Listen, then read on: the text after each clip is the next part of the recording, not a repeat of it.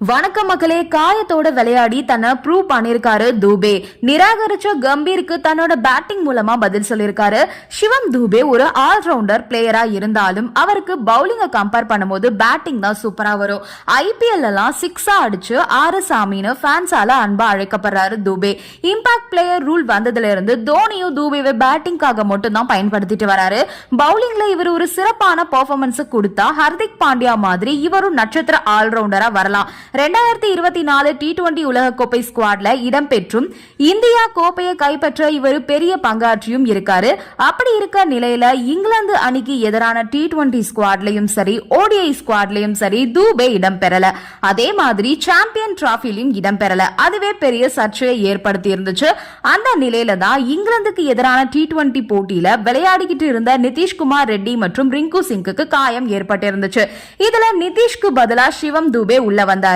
தனக்கு கொடுக்கப்பட்ட வாய்ப்பை சரியா பயன்படுத்திக்கிட்ட தூபே காயம் ஏற்பட்ட போதும் அதோட விளையாடி இந்திய அணிக்கு வெற்றியை வாங்கி கொடுத்திருக்காரு. அவரு பேட்டிங் பண்ணி அரை சதம் அடிச்சதுக்கு அப்புறமா அணில இருந்து நீக்கப்பட்டாரு.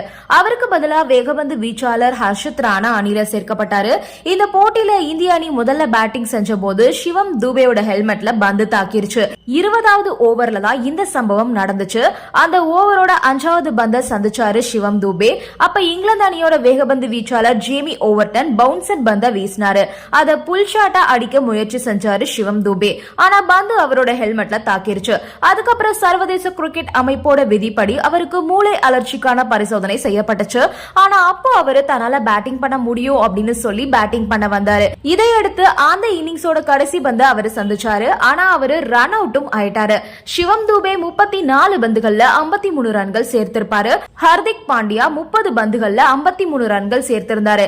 இதையடுத்து இந்திய அணி 182 ரன்கள் அப்படின்ற இலக்கை இங்கிலாந்துக்கு நிர்ணயிச்சாங்க.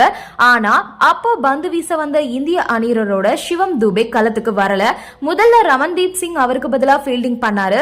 சரியா 6வது ஓவரோட முடிவுல ஹர்ஷத் ராணா களத்துக்கு வந்தாரு. அப்போ பெரிய பரபரப்பை ஏற்பட்டுச்சு. அதை தொடர்ந்து பாத்தீங்கன்னா இந்திய அணியில மாற்றம் செய்யப்பட்டு இருக்கிறதா தகவல் வெளியானுச்சு.